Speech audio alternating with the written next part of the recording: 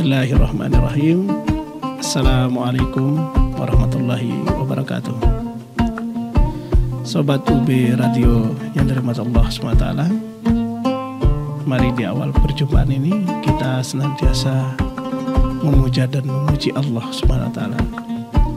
Sebab dengan karunia-Nya yang besar, dengan Rahman dan Rahimnya, maka pada siang hari ini kita diberikan kesempatan untuk bisa mendengarkan hal-hal yang baik. Salah satu di antara cara untuk mensyukuri nikmat telinga itu atau mata kita atau mulut kita adalah dengan memfungsikannya di tempat-tempat yang sudah diperintah oleh Allah SWT. Lalu yang kedua kalinya, mari kita membaca Allahumma salli wa sallim wa barik ala Muhammad, membaca selawat kepada Rasulullah SAW.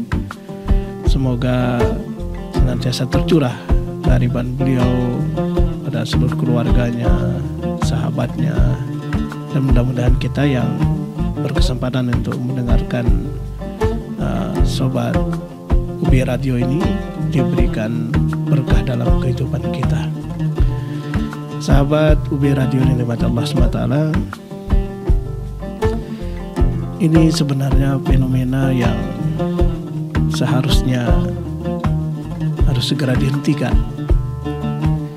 karena begitu seperti tsunami, seperti sebenarnya ini lebih dahsyat daripada tsunami akibatnya. Hari-hari ini kita melihat terutama anak-anak muda-mudi, laki, perempuan, terutama yang belum menikah, itu secara vulgar memamerkan kemesraannya. Tidak hanya di dunia nyata, tapi juga di dunia maya. Ya. Bahkan sekarang tidak ada lagi ruang-ruang privasi bagi anak-anak muda. Semua diumbar di sosial media, mulai dari yang bentuknya video, kemudian kata-kata, bahkan yang bersifatnya anime, ya, yang bentuknya anime itu ada semua. Ini adalah salah satu di antara keprihatinan kita sebagai seorang muslim. Ini harus ada di antara kita yang peduli dengan perubahan moral ini, karena bagaimanapun anak-anak muda hari ini yang usianya relatif masih remaja itu, yang masih mungkin saja banyak di antara mereka yang masih di bawah belasan tahun, tapi kemudian mereka sangat ahli dalam pacaran. Ini adalah penyakit moral yang seharusnya terutama kita sebagai orang tua, sebagai pendidik, sebagai guru, dosen, pemuka masyarakat, pemuka agama, atau siapapun memperdulikan hal ini, memperhatikan hal ini, karena ini bisa menyebabkan rusaknya generasi muda. Kemarin sempat membaca informasi tentang sebuah penelitian bahwa ternyata akibat dari pergaulan bebas ini saja antara laki dan perempuan, hampir 65% dari perempuan yang ada di Indonesia ini sudah tidak perawan lagi. Na'udzubillah min dzalik. Ya Allah, lindungi keluarga kami. Ya Allah, lindungi generasi Islam dari pergaulan bebas ini, karena akibatnya sangat buruk di masa yang akan datang. Tidak bisa kita bayangkan, bahkan mungkin terutama para pemuka agama tidak bisa membayangkan bagaimana jadinya ketika kelak estafet perjuangan Islam ini, penegakan Islam ini kemudian dipegang oleh mereka yang notabene adalah generasi yang secara moral saja masih dipertanyakan moralitasnya. Maka mari kita semua, terutama ketika kita sudah berada di bulan Ramadan ini, anak-anak muda itu kita gerakkan mereka untuk datang ke masjid-masjid. Kita gerakkan mereka untuk senantiasa membaca Al-Quran, mengerjakan sholat tarawih, bersedekah dan lain sebagainya. supaya mereka tidak memikirkan hal-hal yang bersifat negatif itu. Maka ketika bulan Ramadan ini tiba kan banyak orang senang, ya, banyak orang senang. Nah, dia salah satu di antara orang yang senang dengan datang bulan puasa ini adalah siapa? Mereka yang sudah punya program, ya, program apa? Cari jodoh saat tarawih. Nah, ini berbahaya. Ada yang bilang begini, oh pacaran saya Islam Ustaz, Islami. Gimana Islaminya? Saya berangkat tarawih bareng, berjamaah bareng, ya bukber juga bareng. Oh itu bukan Islami itu ya. Tidak ada di dalam Islam itu ajarannya tentang seperti itu, tidak ada. Islam itu hanya mengenal pertama, kalau mau atau sudah ingin waktunya untuk menikah, yang ada itu adalah ta'aruf, perkenalan, ya. Perkenalan dengan calon istrinya. Itu pun perkenalannya bukan dengan mojok di tempat yang remang-remang, berkhalwat, menyendiri, berdua. Tidak, itu pun harus dibarengi dengan orang-orang yang termasuk mahramnya si perempuan tadi itu. Jadi perkenalan. Setelah perkenalan lalu khidbah atau melamar. Setelah khidbah baru menikah. Itu aja. Dalam proses untuk mencapai sebuah mahligai rumah tangga dalam Islam, itu tidak ada istilahnya pacaran. Maka wahai anak muda, jangan pernah terbius dengan kata-kata pacaran Islami. Itu adalah taktik setan untuk membungkus keburukan seolah-olah menjadi baik. Nah, kita semua ini sebenarnya dalam sunatulnya, dalam sebuah hadis disebutkan sesungguhnya potensi zina dalam diri seorang manusia itu sangat banyak potensinya, mulai dari pendengaran, kemudian matanya, hidungnya, mulutnya, bahkan khayalannya itu bisa masuk dan berpotensi melakukan zina. Nah, dalam hadis itu disebutkan yang membenarkannya adalah faraj. Ketika sudah terjadi intercourse, hubungan suami istri, lah itulah baru zina sebenarnya. Tetapi zina-zina yang lainnya itu banyak. Dan pacaran ini adalah sesuatu yang sangat dilarang di dalam Al-Quran. Coba dilihat dalam surat Al-Isra ayat 30, ya, dari ayat 32 ini disebutkan wala taqrabuz zina, ya, innahu kana fahisatan wa sa'a sabila. Dan janganlah kamu mendekati zina. Sesungguhnya zina itu adalah suatu perbuatan yang keji dan suatu jalan yang buruk. Jadi mendekati zina tidak boleh. Ya, coba kita lihat sekarang, mohon maaf ya, mungkin ini akan menyinggung beberapa pihak. Lihat, terutama kita di Malang ini, ya, bukan Ashabul Kahfi, tapi Ashabul Kafe, ya, Ashabul Kafe, ya. Di mana-mana banyak kafe yang dulunya ditanami padi, sekarang padinya udah nggak bisa tumbuh subur. Justru betonnya yang subur, ya. Beton pancang-pancang kafe-kafe itu. Disetting, diinstal kafenya sedemikian rupa sehingga membuat terjadinya romantisme. Anak-anak muda kalau udah dipancing seperti itu, wah, tambah jadi pacarannya, ya, tambah jadi pacarannya. Lihat kafe di Malang ini begitu banyak dan modelnya bermacam-macam. Dan kecenderungannya adalah lampunya redup, remang-remang. Dan itu berpotensi untuk memfasilitasi orang-orang yang berpacaran. Oleh sebab itu kami menghimbau secara pribadi, wahai pemilik kafe, ya, jangan sampai kafe Anda, restoran Anda, warung Anda dijadikan sebagai tempat bermaksiat. Kalau ini Anda ketahui dan Anda tidak melakukan pelarangan terhadap orang-orang tersebut, maka sesungguhnya Anda sedang membantu orang untuk melakukan keburukan, ya. Ya.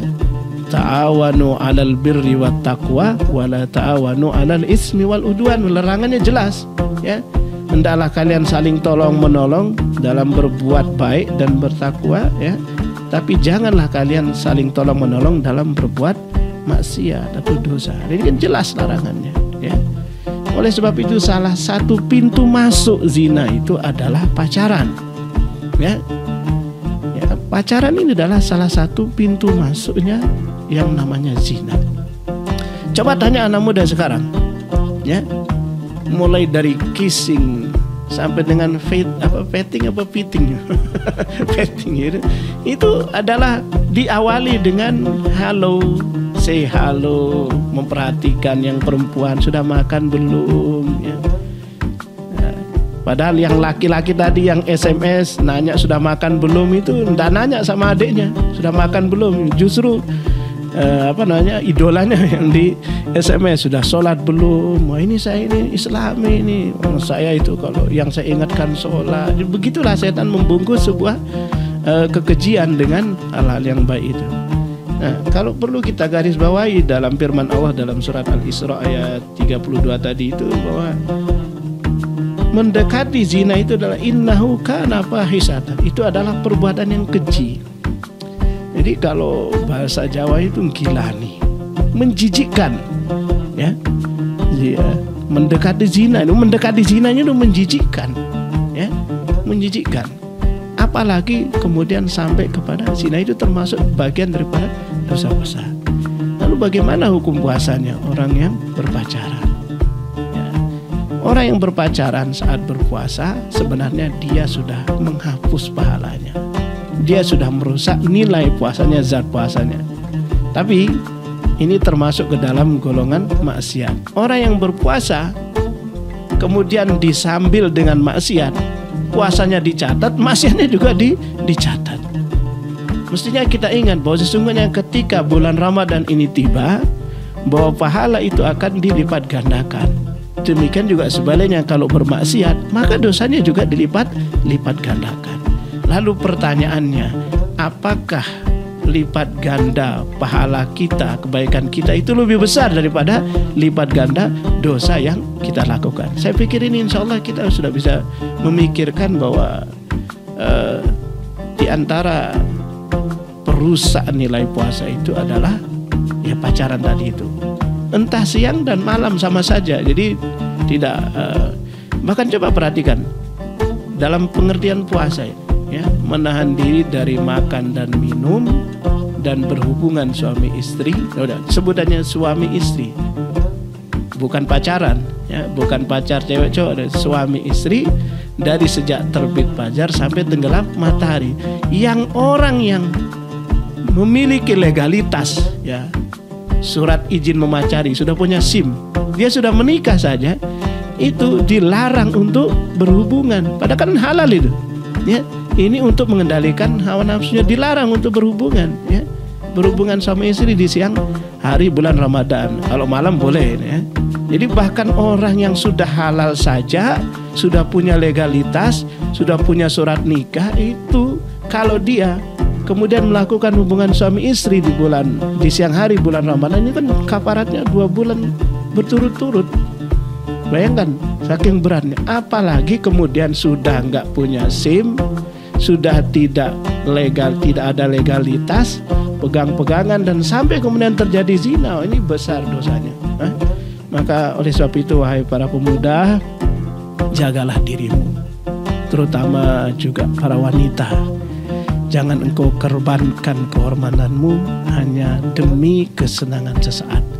Sudahlah, sudah pasti hal-hal yang sebenarnya sudah kita ketahui tanpa kita diberitahu pun, secara norma sosial saja, ya, secara norma masyarakat, bahwa zina itu adalah sesuatu yang dilarang, ya. Apalagi kalau kemudian kita berkaca atau melihat dalilnya dari Al-Quran dan Al-Hadis, sangat tegas menjelaskan bahkan untuk mendekatinya saja dilarang. Sahabat UB Radio dirahmati Allah SWT, inilah yang menjadi perhatian khusus kita di masa dan zaman hari ini. Mari dengan puasa ini kita belajar untuk mengendalikan nafsu kita. Seindah apapun sebuah maksiat, dia tetap akan memunculkan noda dalam diri kita. Dia tetap akan memunculkan akibat buruk di dalam keimanan kita. Oleh sebab itu, hindari hal-hal yang bisa menyebabkan kita jatuh dari zina.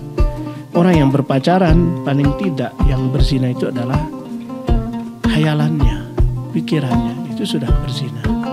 Belum lagi dengan nanti menyentuhnya, belum dengan lagi kamu dengan memboncengnya.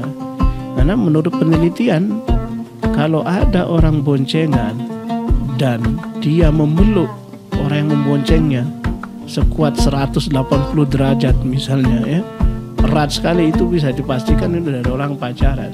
Nah, orang suami istri agak kagok juga ya, kalau berboncengan kemudian seperti itu ya.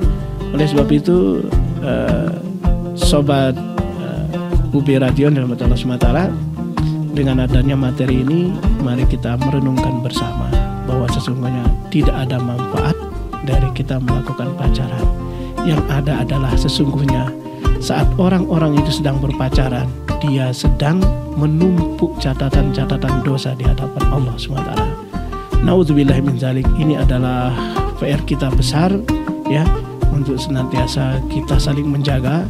Semoga Anda yang mendengarkan, Bapak Ibu yang mendengarkan, dan siapapun yang peduli terhadap moral anak muda, mari kita semua meluruskan pemahaman mereka. Sesungguhnya dalam Islam itu tidak mengenal istilah yang namanya pacaran.